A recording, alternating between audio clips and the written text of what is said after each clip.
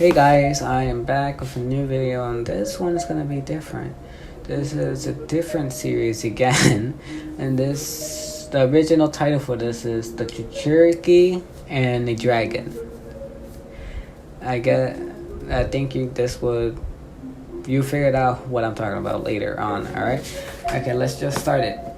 It's been a week since the end of the 4th Great Ninja War and our Konoha hero was enjoying a simple life due to the loss of his arm and the reward of a new one. He has been prevented from going on missions till the Hokage gives him the word. Man, I'm bored, Naruto exclaimed to himself, sitting in his apartment wearing a white t-shirt and orange pants. And it says, "What can you do, Naruto?" Kurama replied inside of Naruto's mind. "I don't know, but anything has to be better than this," Naruto said as he got up. "Maybe I do some training at ground 3, keeps myself in shape till I can do missions again." Naruto then got on his sandals and walked out his apartment door, walking through the village as everyone gave him a wave or a smile to him. This seems to brighten his night and a bit, as the happiness of his home was still presented even after the troubled war. As Naruto entered the field, he felt something he hadn't felt since his fight with Kaguya, and a tear between dimensions had been opened. "Do you feel that, Naruto?" Kurama questioned. "Yeah, I am going to check it out," Naruto said. Before the tailed beast could reply, he felt something coming out of the tear, something that was weakened by the minute. Naruto then rushed to the field and saw something that he was shocked by. Even though he had triangled with a woman who bade him chocolate itself, Eve met Evie Tail Beast and got a new arm that's former covered in bandages, and that's the thing. And that thing was a dragon with a sword sticking out of his back. "A dragon?" Kurama said. "I haven't seen one of those in centuries." Feeling to ask later, Naruto got closer to the dragon. Hello?" Naruto asked the dragon. The dragon then opened its eyes and bellowed to Naruto. "Leave me, human. I prefer my last sight not to be a friendly creature like you." Naruto was taken back by this and got angry from the insult. "What did you say, you great Predator?" he screamed. "What did you just call me, human?" The dragon growled in anger, only to flinch as the sword seemed to dig deeper in its flesh. Naruto saw this and his anger was replaced with a cunning as his attention was drawn to the sword stabbing the dragon. Are you okay?" he asked as it slowly approached. "What do you care?" the dragon scoffed. "Even if you wanted to help, this sword would destroy you if you tried." "Destroy me?" Naruto asked. "Yes, this sword was made by God and shall destroy the mind of anyone who tries to remove it," the dragon says as it closes eyes. "A simple mind like yours shall be like a pebble under my foot shall in the instant. As much as the overground lizard has a point." Kurama stared at Naruto, twisting the annoyance from the dragon insult. "Let's prove how wrong it is, partner." "Right," Naruto shouted. And in that instant, he entered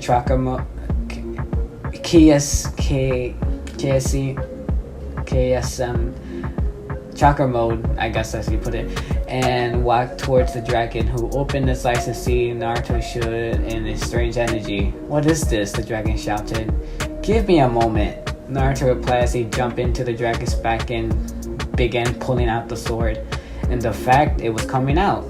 This thing is pulling out the fight, said Kurama as he felt the power of the sword and appeared to be on a par with the strongest tailed beast. Just a bit more, Naruto said as he kept pulling. No way in this place of a jerk stronger than me, Kurama out loud. Stronger than us. Ah! Naruto and Kurama growled as the sword finally came out with a mighty pull and stabbed itself in the ground, the metal melting where they had grabbed it. The dragon saw this and its eyes began to glow with shock. But that's impossible, it said as it saw the sword slowly disappear. Naruto then jumped off the dragon's back and turned to it with a smile. Nothing's impossible, he said as he approached the dragon. Feeling better? This human, the dragon thought, and immersed itself in light. The light infused the training field caused Naruto to cover his eyes. A few seconds later, then the light dies out. Naruto uncovers his eyes to see a beautiful woman with horns and a large tail in a cloak standing where the dragon was. Greetings, human, I am Toro, she said, greeting Naruto. Naruto simply stood with a wide mouth, knowing that the dragon that insulted him just became a beautiful, oh my god, beautiful naked girl. That this went on a few seconds till Kurama decided to comment. What did you know? He can't be quiet? Kurama said in an experiment. I'm Naruto. Naruto Uzumaki, he replied, the greeting getting out of his shock funk. That was a good while it lasts, Kurama complimented. Nice to meet you, Naruto, and I would like to thank you for removing the sword of God, Toro said. No problem, Toro, Naruto cheerfully replied before asking the comment, does it still hurt? The sword wound? No, the wound was able to heal that the moment you removed the sword, Toro said. That's good, but why did you turn human? Asked Naruto in a curiously worrying why the great intel replicant would take this form. Would it be easier to speak like this, Naruto? Toro replied, when I'm not interrupting. I guess, but could you put some more appropriate clothes? Naruto asked with a blush as he looked away, refusing to the cloak she was wearing. Is this not appropriate? Toro questioned. The human shook his head, caused the dragon girl to sigh and mutter under her breath. You humans in your clothes, anything in mind? She asked. How about a short, for instance, one long so to cover your Naruto's tail beast as his point to her cloak and looked away. Toro looked down to where he was pointing and blushed as the wind blew her cloak away and showed her private area. Oh my god. Oh, she said as she groaned once again. The light died down. Toro was now wearing a white shirt, like Naruto's, that was long enough to cover herself but nothing else. Before Naruto could give back his thanks, some noise was heard, and both of them looked around to see it was... Bro, what?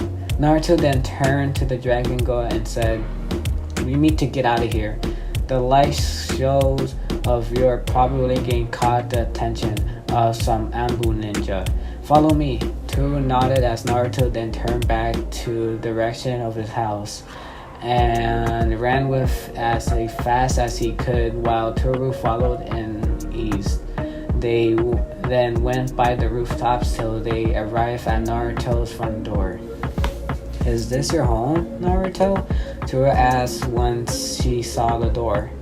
Yeah, Come on, let's hurry inside. The Anbu ain't that easy to escape, Naruto said as he opened the door and jugged her into his apartment.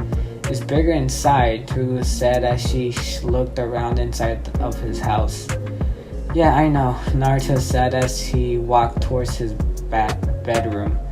With Toro following, he sat down in his bed and faced the dragon girl, who decided to sit on the floor on her knees. So, since you're here, do you mind telling me how you end up with a sword in your back? Naruto asked. To his side, now wanted to explain why she ended up here. It's a long story. Are you sure you want to hear it? She asked, silently begins to say no. Begging he say no. I have the time, Naruto replied. Oh, okay. Chapter 2. Over the curious course of about 2 hours, Toro not only told Naruto about the sword that tried to kill her, but her life in the woods she was originally lived in. She told him of the dragon functions, of course, order and mentally to her relationship with others, and what she was told to do on daily basis. Was being told to him. Naruto found this sad, horrible, and infuriating to find out that her life was almost as his made him pathetic. And so that's how I end up here. To finish as she looked at Naruto, he decided to do something good for the dragon girl and try and give her a chance at a new life, if accepted. Would you like to stay here? Naruto asked, causing Toro to flinch at the sudden question. What? She let out, completely surprised by the question. I said, if you like to stay here, you must be tired after all that, he said as he remembered how she got to his sword. Wold. Toro felt silent for a few minutes, taking over her options before nodding. Yes, if you don't mind, she said. I don't mind at all, Naruto said, giving her a bright smile. Let me just get you a fortress to sleep in. As Naruto get up to grab the floor bed, Kurama decided to have a private chat with him. Hey kid, Kurama said. What is it, Kurama? Naruto immediately asked his friend in turns. Are you sure you want her here? You heard her backstory, where she came from, and how powerful she is, Kurama stated. What if she tries to kill someone, or what if she finds out by other village? Don't worry, Kurama, everything is going to be fine. I just need to teach her how to blend in. Naruto thought back. You wouldn't be you if you didn't, Kurama huffed in a good nature. You have a long way to go before you don't have to worry about her going off and killing someone, you know?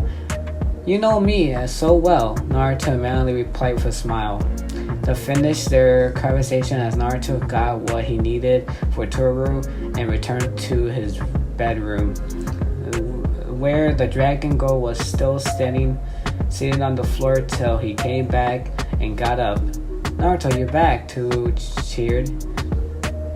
Clapped.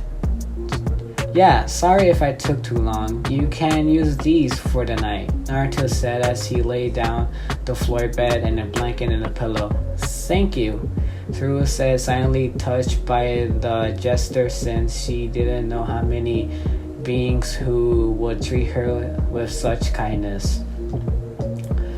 Two more hours had passed as the moon was shining the sky, and two were now in their beds asleep. Well, Naruto was asleep as Toro was awake and staring at the ceiling till she cast her gaze onto Naruto. This human beheld her never in her life, and she met a human like him, but only one who come close was a poor bright girl from a long time ago. As Toro remembered how she met the girl, she recalled the one sense that stuck with her all this time. I want to be a maid, she remembered. A maid, huh? Toro thought as she turned her gaze to Naruto, thinking about the kindness he showed to her just a few hours ago. Maybe, she finished her thoughts as she decided to fall asleep, even if she didn't need it. The night passed in silence, and the morning shined brightly into the home, and suffered the savior of the fourth ninja war, who awakes with a yawn to start his day. He looks over to the right side of his bed to see Toro was already awake and reading a book, a copy of the first book written by his adored sensei Jiraiya, Tales of a Great Gutsy Ninja. Morning, Toro, Naruto greeted, making the dragoness jump in surprise as she was really into the book. Oh, good morning, Naruto, Toro said as she looked up from the book. Did you sleep well? Naruto asked and then saw the book. And do you like the book? Yes, I slept well, Toro said with a nod. And yes, this is a really nice book. I have one question. Naruto raised an eyebrow to this and said, ask away. Is the main character in this named after you? Toro asked, wondering if this book was banned on the human that invited her into her house. Naruto shook his head and said no. I was actually named after the main character. The story is really based my senior under pervy sage, Nagato. This confused Toro as she asked a puzzlement of the name. Pervy sage? Oh yeah, that's what I call Jiraiya-sensei, the one who trained me and wrote that book for his study habits. Naruto says as he rubbed the back of his head. What kind of study habit? Toro asked as she raised an eyebrow. Naruto's sweat dropped before he answered. He called peeping into hot springs to look at naked women research material for his other books. Toro depan at this answer, even if she didn't know what a perv was. The title pervy sage seemed to fit him. Naruto then pronounced to get out of bed and make breakfast for the both of them, talking about what could be done on this new day. Things were going well till he asked what Toro want to do now that she was in this world, to which she replied, well, Naruto, I've thought this carefully and have made my mind. So if you would have me, I want to become your maid. The silence that followed was thick as a stone wall jutsu. Naruto decided to break it. You want to be my maid? Naruto said slowly, too firmly to understand the request. Yes, Toro said with a nod. Do it, kid, and make her wear a sexy outfit. What the fuck? Kurama said mockingly and taking a bit after Jiraiya sensei. Quiet, fox, Naruto thought to silence Kurama. Not that I'm against it, but why? Naruto asked. You did save my life yesterday, Toro replied. I'm demanded to repay you, and perhaps... But there was a silence. Perhaps, Naruto asked. I think I have fallen for you, Naruto. Toru climbed with a blush as she looked away. Naruto just sat there and stared at the female dragon, thinking, what if Jiraiya Sensei was still alive? This would make him go nuts because it would be perfect mix for his original disgusting work in his disgusting makeout series. Naruto soon gained a blush as he repaired what she said in his head. Are you sure about this? Naruto asked. Toru grinned and smiled as she nodded happily and looked at him in his eyes. Okay then, Naruto said with a gulp before asking with caution, but do you know what a maid does actually? To regret air to speak, raising Naruto's hopes that she knew what to do, only to behave and rub her head with embarrassment. No, Tua said meekly, but I can learn. Naruto sighed and face palmed a bit while Kurama has a little laugh. Afterwards, Naruto explained to the Dragon God everything that a maid does and stand cooking, cleaning, and housework without the use of special abilities. But if had to make without the use of special abilities part very clear when Toru gave her opinion of how she was to do those duties of a maid. After he had finished, Naruto looked up to Toru as her arms crossed, taking all in the information just given to her. Is everything clear to Chan? Oh my god. I am never gonna say that. I'm not gonna say Jan. No, I'm not gonna say that. The next time I see that, I'm not gonna say it. Naruto asked to be sure. Tua nodded as bright smile grew on from her lips. Yes, Mr. Naruto. Well then, Naruto said, feeling it was going to take some time to get used to be called Mr. and give a warm smile of his own. Welcome home, Toru. The Dragon God had never felt happier. Not only had she found a new home and someone to help her understand this new world, but she had someone who would treat her well and never hurt her, almost like she was a new family for her. I think this is where I'm gonna end it. Yeah, I'm gonna end it. I know this was kind of short, but I will do a part 2 in a couple of seconds. So I'll see you guys later. Bye bye. Like and subscribe, and I'll see you guys in the next part. Peace.